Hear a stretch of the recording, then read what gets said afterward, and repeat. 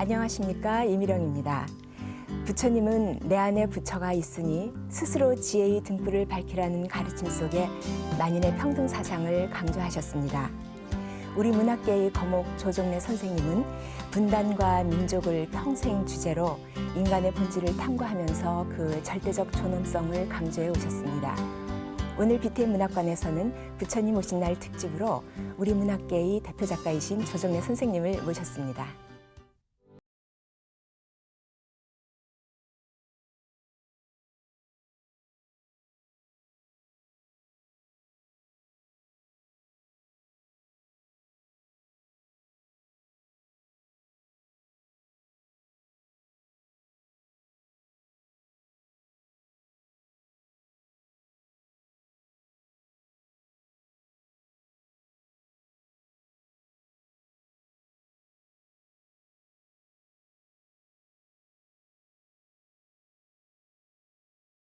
안녕하십니까.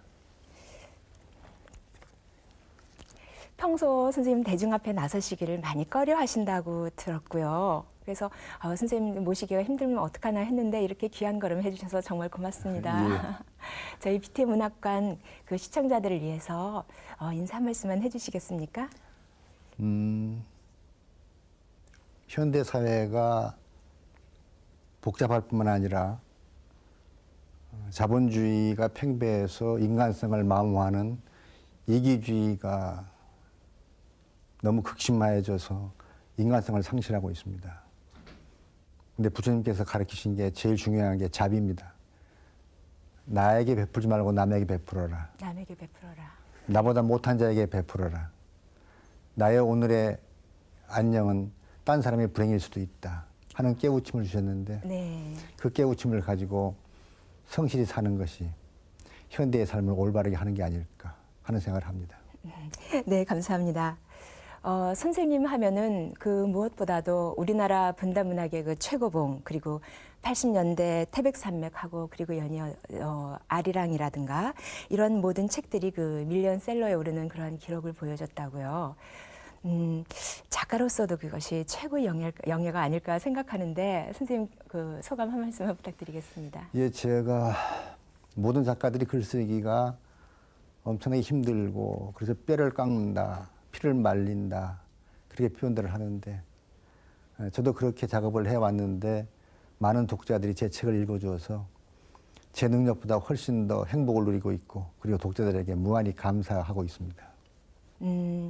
항상 보면은 저는 이 책이 어떤 계기로 작가들은 글을 쓰게 되었을까가 궁금한데 책의 그 주변 상황을 보니까 한 장의 사진이 모티브가 되었다고 들었습니다. 네. 선생님은 어떻게 해서 그 사진에 관해서 그렇게 이야기를 또 전해 듣고 글을 쓰시게 되셨는지요? 예, 그 사진이 인터넷상에서 오래전부터 관심을 끌었던 것이고 네.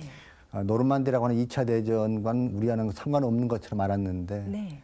그 노르만디 전투장에서 독일 군복을 입은 한국 사람이 포로로 잡혀서 왜 그랬을까 하는 의문은 일반인들은 말할 것도 없고 작가에게는 큰 관심거리죠. 그것을 추적해 보면은 전 인류사적인 비극과 함께 우리 민족의 비극도 표현해낼 수 있지 않을까 하는 착상에서부터 시작해서 이 소설을 쓰게 됐습니다. 네, 어떤 인터뷰 기사를 보니까 선생님은 작가가 하루 3시간 글을 쓴다면은 뭘 쓸 것인지 한 10시간은 하루에 10시간은 고민을 해야 된다라는 이제 이런 말씀도 하셨다고 하는데요. 그 사진을 보시고 선생님께서 오 하느님을 집필하시기 전까지 주로 어떤 고민을 가장 많이 하셨는지 궁금합니다. 예, 저는 지금 운명적으로 숙명적으로 우리 민족이라고 하는 게 약소국에 태어나서 끝없는 순환을 당해야 하는 비극을 겪고 삽니다.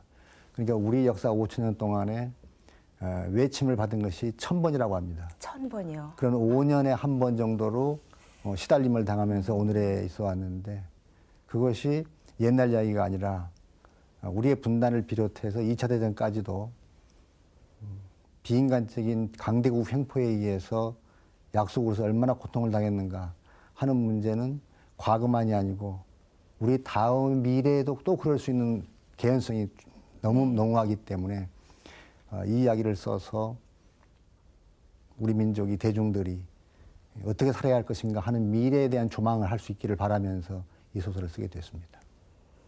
약소국가라는 말씀을 선생님께서 하셨는데 그 가난 그리고 분단 또 민족이라고 하면은 그 선생님 문학 작품 속의 그 평생 주제 같습니다. 그 오 하느님도 아마 그런 흐름의 연속성으로 저는 쭉 읽어봤는데 오 하느님 속에서 민족과 가난 이런 것들은 어떤 의미를 가지고 있을까요? 그러니까 소설이라고 하는 것은 인간에 대한 탐구고 네. 그 인간에 대한 탐구 속에 역사가 포함이 됩니다. 왜냐하면 역사라는 것은 인간이 살아온 것을 중요한 것만 엮어서 기록해 놓은 것이기 때문에.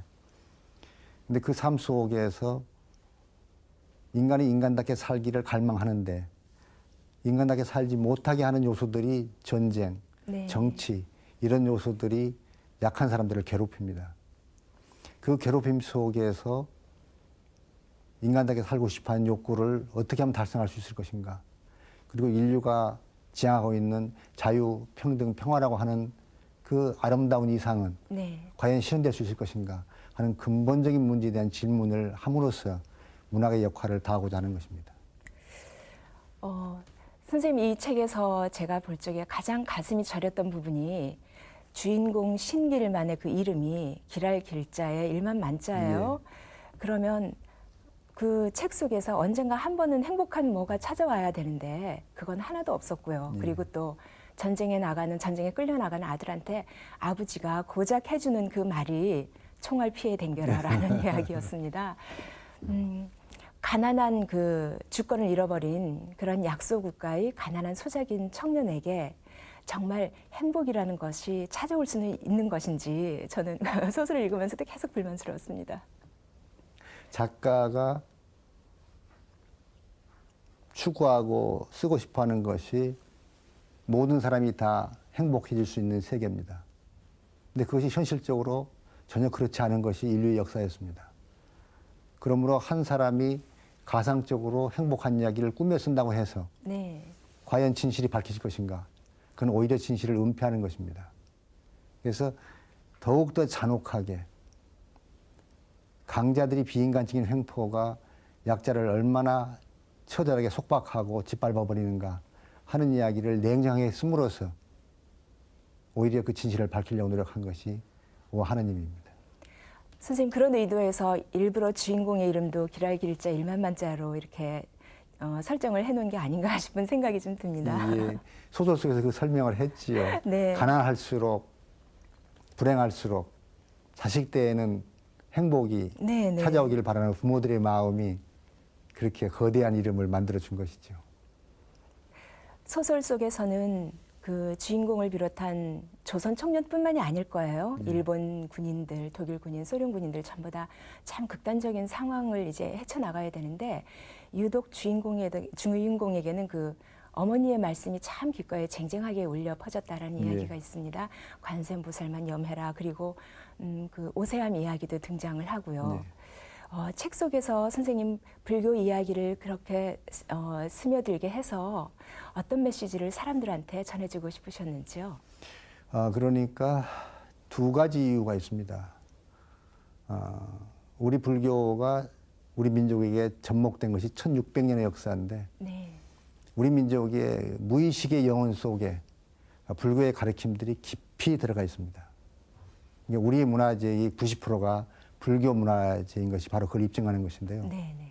그래서 가장 서민인 어머니가 극한 상황에 전쟁터에 가는 자식에게 줄 수 있는 유일한 이야기가 이제 관세음보살염화라고 하는 것이었는데 그건 굉장히 절실한 것이고 네. 그리고 우리 민족에게 주어져 있는 영혼의 어떤 동질감 그것이 불교 문화가 아니겠는가 하는 생각을 했고 이 책을 읽은 어떤 독자가 40대 주부께서 제목을 왜 오 하느님을 했느냐 관세음보살을 해야 된다고 말씀을 하셨습니다. 네. 이 오 하느님은 어떤 특정 종교에서 말하는 하느님이 아니고 우리가 조물주, 우주, 창조주 그런 뜻으로 그리고 인간이 인간에게 어떻게 이렇게 잔혹할 수 있습니까? 오 하느님 맙소사 맙소사. 하는 네. 뜻이 포함되어 있는 것입니다. 포괄적인 것입니다. 네. 저도 이 책을 딱 들고 있으니까 사람들이 불교 신자가 오 하느님을 갖고 있어 그래서 이 책은 한번 읽어보십시오. 진짜 이런 말이 나올 수밖에 없는 그런 절망적인 이야기입니다라는 이야기도 했는데요. 저기 선생님 그 양력으로 잠깐만 좀 돌아가 보면 그 승주 서남사에서 출생했다라는 이력이 선생님 꼭 앞에 나오고 있는데 서남사와 선생님은 어떤 관계이신지 그리고 혹시 출가 생활을 하셨는지요? 저희 그 아버님이 네. 16살에 순천 서남사로 출가를 해서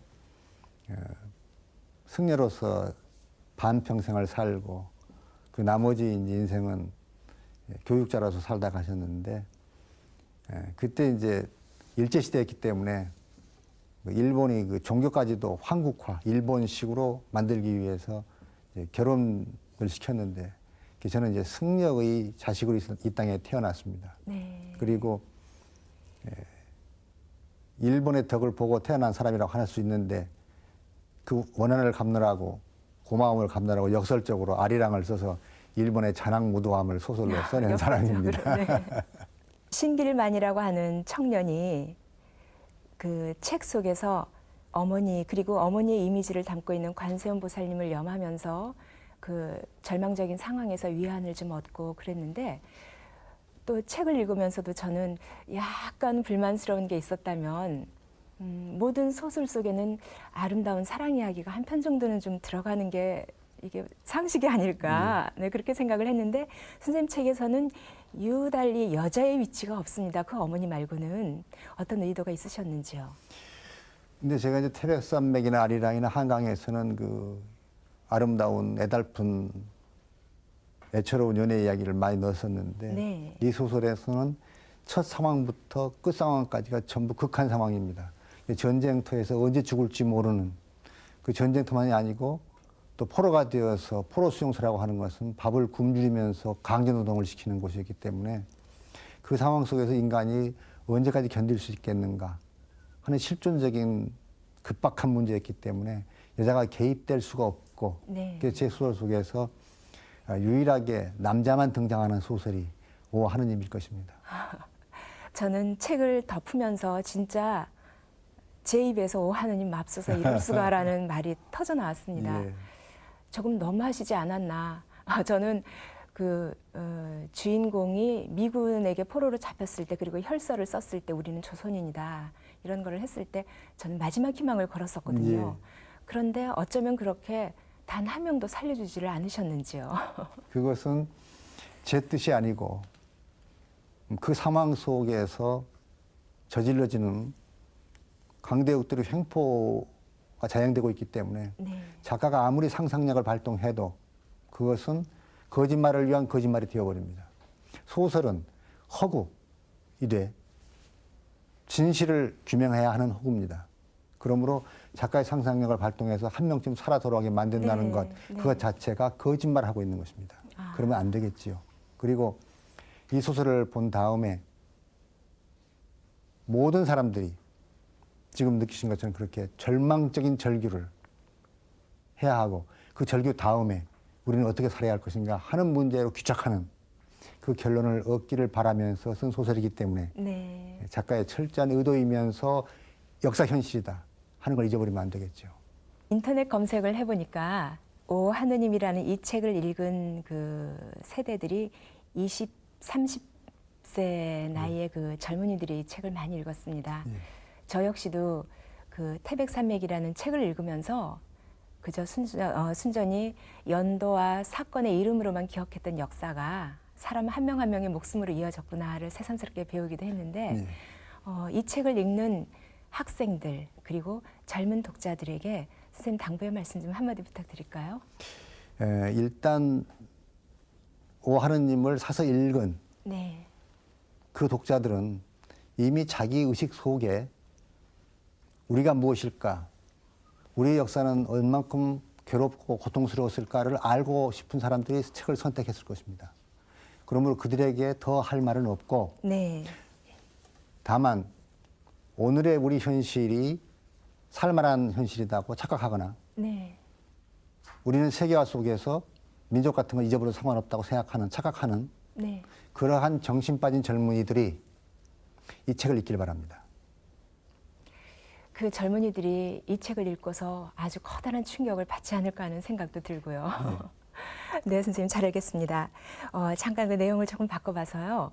선생님 지금 그 테이블 위에 볼펜이 4자루가 지금 놓여 있습니다.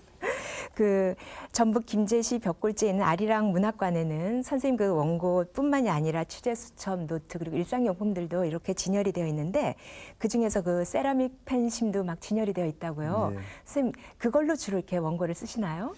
예, 이제 처음에는 네. 일반 볼펜으로 썼는데 네. 그것이 이제 너무 가늘고 해서 팔에 부담이 되어서 이제 만년필을 썼고요. 이 만년필을 쓰다가 보니까 또 이 만년필의 무게가 네. 한 번 들을 때는 아무것도 아닌데 이걸 1년, 2년, 5년 계속 잡고 있으니까 팔에 또 부담이 되어서 좀 더 가벼운 게 없을까 해서 이제 아리랑부터 한강까지 이 세라믹 펜으로 썼습니다. 아, 그렇습니까? 그런데 이 세라믹 펜으로 썼는데 이것조차도 또 펜이 너무 가늘어서 힘이 네. 들어서 그다음에 힘이 덜 드는 것을 또 바꿨습니다. 연구를 많이 하셨네요. 근데 이것도 또 펜쪽이 가늘어서 힘을 주니까 쉬워집니다. 끝이. 그게 이제 그다음 최근에는 이 이제 네임펜이라는 것으로 바꿔서 썼으니까 필기 도구가 네. 계속해서 변화하고 있는데 앞으로 이것으로 애용을 할 작정입니다. 그렇게 팔이 아프실 정도로 글을 쓰신다면 선생님 하루 일과가 좀 궁금합니다. 아침 몇 시에 기상을 하시는지 그리고 하루에 몇 시간이나 또 그렇게 글 쓰는 작업을 하시고 휴식 시간에는 주로 뭘 하시는지요? 예, 지금 제가 태백산맥부터 아리랑 한강까지가 32권의 책입니다. 그걸 20년 동안 했었는데 되게 이제 말하기를 대하수를 한 편 쓰기도 어려운데 3편씩 네. 어떻게 썼느냐고 묻습니다. 그래서 저는 평생 일요일이 없습니다.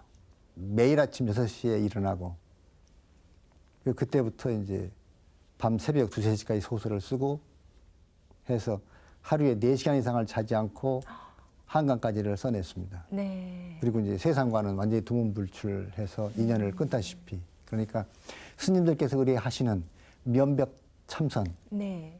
그런 식으로 이제 글을 써왔는데 그렇게 집중적으로 노력을 하지 않으면 남다른 작품을 쓸 수가 없다는 생각을 하고 있는 것이고 그 노력을 바쳐야만 비로소 이렇게 나태해졌거나 생활에 지쳐 있거나 하는 영혼들을 흔들어서 감동을 줄 수 있다 하는 생각을 했기 때문에 이렇게 열심히 쓰니까 저에게는 언제 몇 시에 쓰냐 하는 그것이 전혀 소용이 없고 제 집사람이 말하기를 먹고 자고 쓰는 일밖에 안 한다 할 정도로 그렇게 네. 글을 씁니다.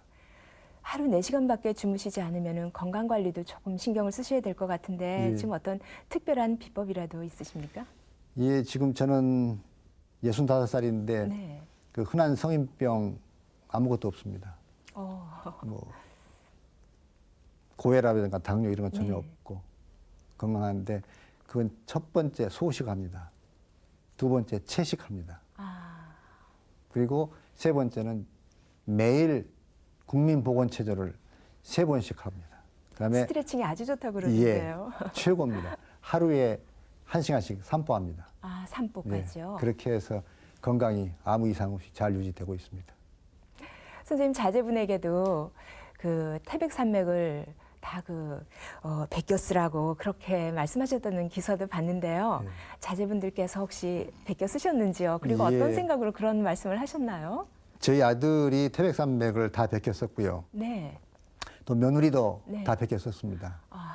이제 그것이 이번 9월 달에 이제 태백산맥 무대인 보성 벌교에 태백산맥 문학관이 만들어집니다.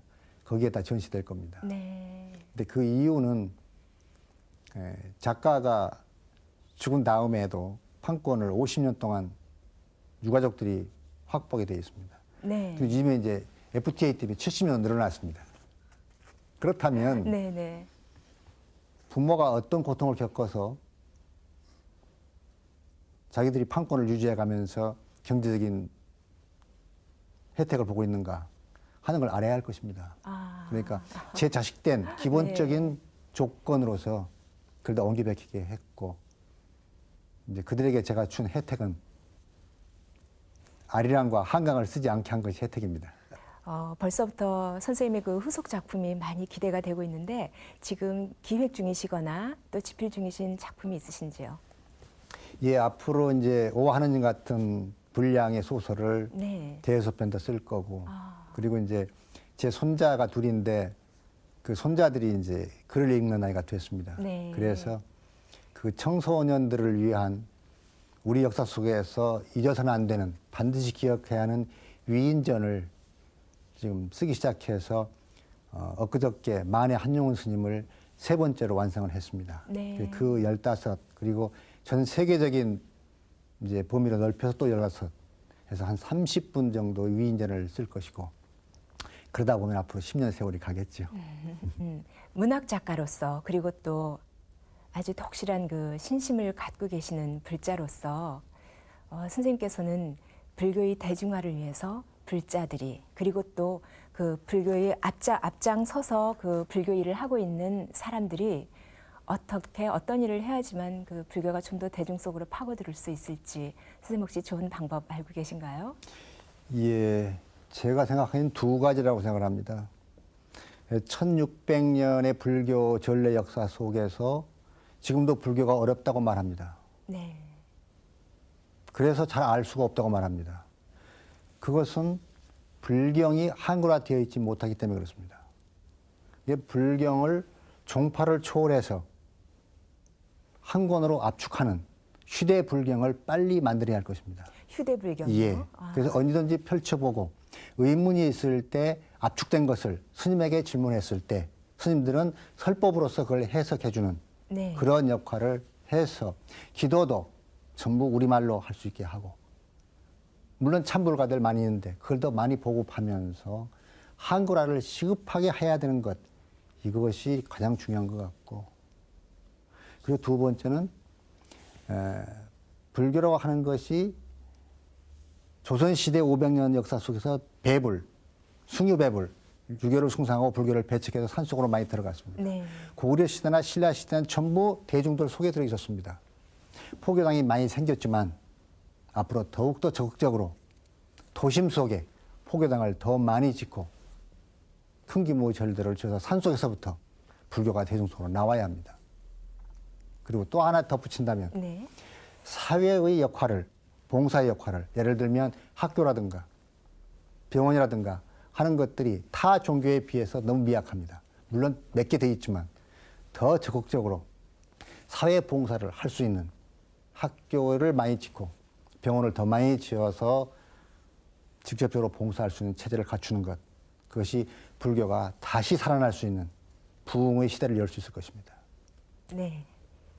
선생님께 부처님 오신 날을 맞이해서 우리 BTM 문학관 그리고 불교 텔레비전 시청자분들을 위해서 좀 좋은 덕담 한 말씀을 부탁드리는 걸로 클로징 멘트를 좀 대신할까 합니다. 예. 부처님께서 오신 것은 인류의 축복입니다. 그분께서는 우리가 가장 하기 어려우나 마음만 먹으면 가장 쉬운 것을 가르쳤습니다. 끝없이 베풀어라. 그것이 행복이다. 그리고 그 베푼 것 자체를 잊어버려라. 그것이 가장 아름다운 보시의 완성이라고 했습니다. 네. 아무리 가난한 사람도 나보다 더 가난한 사람을 위해서 베풀지 못할 게 없습니다. 물건만 베풀으라는 게 아닙니다. 마음도 베푸는 거죠. 길 가는 장님에게 그 길을 붙들어 주는 것 그것도 보십니다. 부처님 오신 날을 맞아서 모두 마음을 열고 나보다 못한 사람에게 마음도 베풀고 물자도 베풀고 해서 행복한 이 땅을 만드는 것 그것이 석가모니께서 오신 뜻이고 극락정토를 만드는 것이 인류가 추구하는 행복한 지구를 만드는 것일 겁니다. 그 의미를 각별히 새기기 바랍니다. 선생님 오늘 좋은 말씀 정말 감사합니다. 예, 감사합니다.